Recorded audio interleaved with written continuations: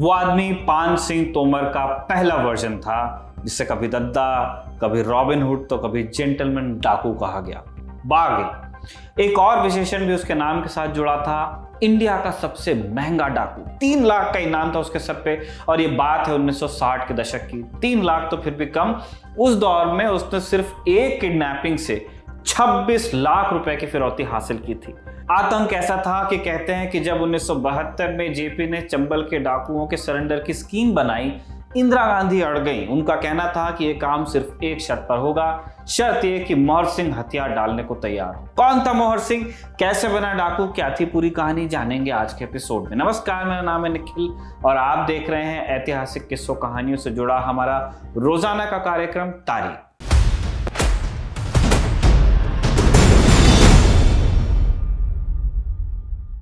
बीहड़ में बागी होते हैं, डकैत मिलते हैं पार्लियामेंट में। पान सिंह तोमर फिल्म का ये प्रिय डायलॉग किंवदंतियों का हिस्सा बन गया है। अब पान सिंह तोमर फिल्म 2012 में आई थी।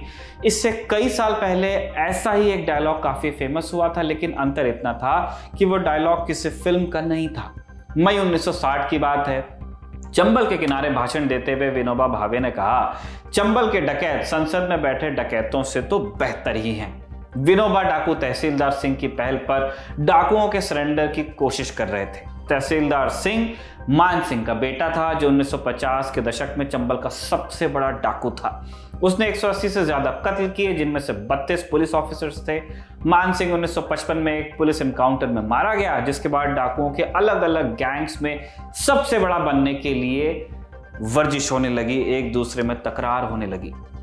1958 में इस खेल में एंट्री हुई एक और नाम की, मोहर सिंह गुर्जर। मोहर सिंह की कहानी भी चंबल के बाकी डाकुओं जैसी ही थी। जमीन किसी रिश्तेदार ने हड़प ली, मामला पुलिस के पास गया और फिर अदालतों का चक्कर लगा। मोहर सिंह दर दर ठोकर खाता रहा, लेकिन इंसाफ नहीं मिला। थक हार के उसने खुद हथियार उठा लिए और बीहड़ का रास्ता पकड़ लिया। चंबल में तब फिरंगी सिंह, देवीलाल, छक्की मिर्धा, शिव सिंह और रामकल्ला जैसे डाकुओं का डंका बोलता था। मोहर ने इनसे गुजारिश की कि अपने गैंग में शामिल कर लीजिए, लेकिन हर किसी से उसे दुत्कार ही मिली और अंत में तय हुआ कि मोहर सिंह अपना अलग गैंग बनाएगा। 140/60 पुलिस के रिकॉर्ड में मोहर सिंह गैंग का पहला अपराध इसी नंबर से दर्ज हुआ। साल था 1960। आने वाले सालों में बाद में इन नंबरों में एक लंबा सिलसिला तैयार हुआ, जिनमें उगाही, हत्या, फिरौती जैसे गुनाह शामिल थे। कुछ ही सालों में मोहर सिंह ने 150 डाकुओं का एक गैंग बना लिया। उसका नाम यूपी, एमपी, राजस्थान तक फैल गया। गैंग के मेंबर उसे दद्दा कहकर बुलाते थे, लेकिन पुलिस के लिए वो E1 था। E1 यानी एनिमी नंबर 1। पुलिस इसकी खोज में लगी थी, लेकिन मोहर सिंह ने बचने का एक अचूक तरीका ईजाद कर लिया था। डाकुओं को पकड़ने के लिए पुलिस मुखबिरों की मदद लेती थी। मोहर सिंह ने पूरे इलाके में ऐलान कर दिया कि अगर किसी ने मुखबिरी की उसकी, तो वो उसके पूरे परिवार को मार डालेगा। जैसा उसने कहा वैसा किया भी। मुखबिरों की हत्याओं के ऐसे कई केसेस उसके और उसके गैंग के नाम से दर्ज हुए और पूरे इलाके में उसका खौफ बन गया। जहां दूसरे गिरोह मुखबिरी के डर से किसी भी गांव में रुकने से डरते थे, वहीं मोहर सिंह बेखौफ और बेरोक-टोक गांव में आता जाता था। मुखबिरों की हत्या के अलावा उसने अपने गैंग के लिए कुछ और कड़े नियम बनाए थे। मसलन वो किसी महिला को अपने गैंग में शामिल नहीं करता था। गैंग के किसी मेंबर को किसी लड़की से छेड़छाड़ की परमिशन नहीं थी।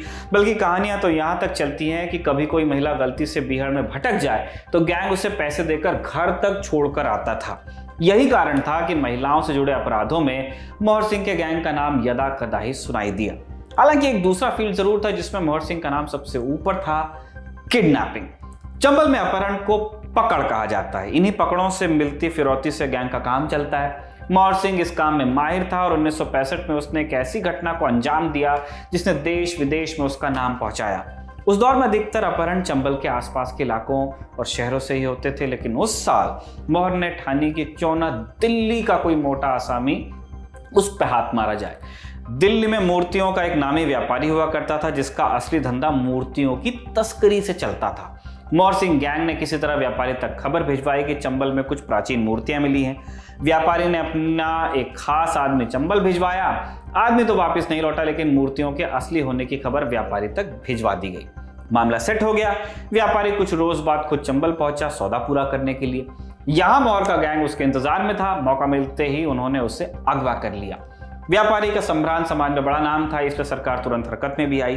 3 राज्यों की पुलिस दौड़ाई गई, लेकिन न मोहर सिंह हाथ आया न व्यापारी की कोई खबर लगी। अंत में मजबूरन परिवार को फिरौती चुकानी ही पड़ी।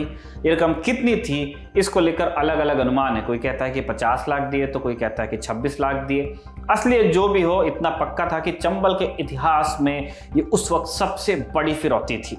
इस मामले के अलावा मोहर सिंह के गैंग पर 250 से ज्यादा अपहरण और 85 कत्ल के मामले दर्ज थे। कुल 76 बार उसका पुलिस से सामना हुआ, लेकिन हर बार वो बच निकला। 1970 आते आते मोहर सिंह पुलिस के लिए इतना बड़ा सरदर्द बन गया कि उसके सिर पर 3 लाख का इनाम रख दिया गया। वहीं उसकी पूरी गैंग को पकड़वाने वाले को पुलिस 12 लाख का इनाम देने वाली थी। आज की डेट में भी ये पुलिस की तरफ से बहुत बड़ा इनाम है। 12 लाख का इनाम आज भी 2023 में जब ये वीडियो शूट हो रहा है, बहुत बड़े अपराधियों पर रखा जाता है।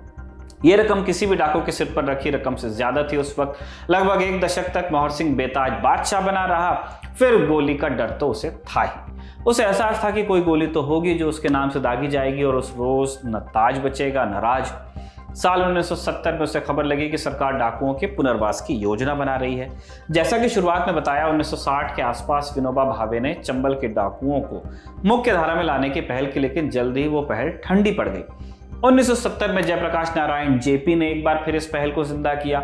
आउटलुक मैगजीन में पत्रकार जीवन प्रकाश शर्मा के लेख से इस बाबत एक किस्सा मिलता है। लेख के अनुसार जेपी डाकुओं को समर्पण कर उन्हें मुख्य धारा में शामिल करने की स्कीम लेकर इंदिरा गांधी से मिलने गए और तब इंदिरा ने उनसे कहा कि वो केवल तभी तैयार होंगी स्कीम के लिए जब मोहर सिंह हथियार डालने के लिए राजी होगा। सरकार की इस पहल पर 1972 में मोहर सिंह और उसका गैंग समर्पण के लिए राजी भी हुए। अप्रैल के पहले हफ्ते में मध्य प्रदेश के मुरैना से कुछ 30 किलोमीटर दूर धरेरा नाम के गांव को खाली करवाया गया। अगले कुछ दिनों में चंबल के 200 डाकू यहां इकट्ठा हुए और 14 अप्रैल के रोज जयप्रकाश नारायण के सामने मोहर सिंह, उसकी गैंग और कुछ अन्य छोटे मोटे गिरोहों ने आत्मसमर्पण किया। इस दौरान वो सब गांधी की जय, जेपी की जय के नारे लगा रहे थे। सरेंडर के बाद मोहर सिंह और बाकी डाकुओं को ग्वालियर जेल भेजा गया। किस्सा है कि अदालत में जब उस पर मुकदमा चला, जज ने उसे फांसी की सजा सुनाई, साथ में 10,000 रुपए का जुर्माना भी। ये सुनकर मोहर सिंह बोला कि जज साहब, अगर मैं फांसी चढ़ गया तो जुर्माना कौन देगा। जेल में रहते हुए भी मोहर सिंह की अकड़ कम नहीं हुई। ग्वालियर में जब एक पुलिस ऑफिसर ने डींगे हाँकी तो मोहर ने जेल से उन्हें चुनौती दे दी कि अंदर ही 2-2 हाथ करके देख लो। ऐसी कहानियां कई हैं, लेकिन चंबल की घाटियों की तरह इनका भी पक्का ओर-छोर मिलता नहीं है कि इस तरह के फेस ऑफ्स हुए कि नहीं। किंवदंतियां हैं। मोहर सिंह को आखिरकार 20 साल की सजा सुनाई गई। अच्छे व्यवहार के चलते 1980 में उसे रिहाई मिली और मिला एक नाम, जेंटलमैन डकैत। जेल से बाहर आकर आत्मसमर्पण के एवज में सरकार से मिली 35 एकड़ जमीन में उसने खेती शुरू की। इसी दौरान हालांकि उसे एक फिल्म में काम करने का मौका भी मिला। 1982 में रिलीज हुई फिल्म चंबल के डाकू में उसने एक डाकू का ही रोल किया। इसके 12 साल बाद मोहर सिंह ने राजनीति का दामन थामा और कांग्रेस में शामिल हुआ। नगर पंचायत का चुनाव लड़ा और जीता भी, या जीते भी कह सकते हैं, माननीय हो गए इसके बाद से। बाद के दिनों में वो समाज सेवी हुए और पुराने टूटे मंदिरों के बनवाने का, पुनरुद्धार का काम करने लगे। 2019 में उन्होंने इस बाबत पीएम मोदी को एक पत्र भी लिखा। साल 2020 में अंतिम सांस ली। तारीख थी आज की, यानी 5 मई। 92 साल की जिंदगी के बाद एक डाकू की कहानी ने इस तरह विराम लिया। विराम हम भी देते हैं आज के किस्से को और विदा लेते हैं। इस किस्से को लिखा था हमारे साथी कमल ने और कैमरे पर रिकॉर्ड किया था हमारे दोस्त जतिन ने। चलते चलते एक महत्वपूर्ण जानकारी और, चुनाव लौट आए हैं और लौट आई है दी ललन टॉप चुनाव यात्रा भी। कर्नाटक की राजनीति का हाल बताने हमारी टीम निकली हुई है। अगले कुछ दिनों में ये टीम्स कर्नाटक का चप्पा चप्पा नापेंगी और आपके लिए ग्राउंड से 360 डिग्री कवरेज लाएंगी। तो जानने के लिए कि कर्नाटक चुनाव में क्या क्या घट रहा है, दी ललन टॉप की चुनाव यात्रा के साथ जुड़े रहिए। शुक्रिया।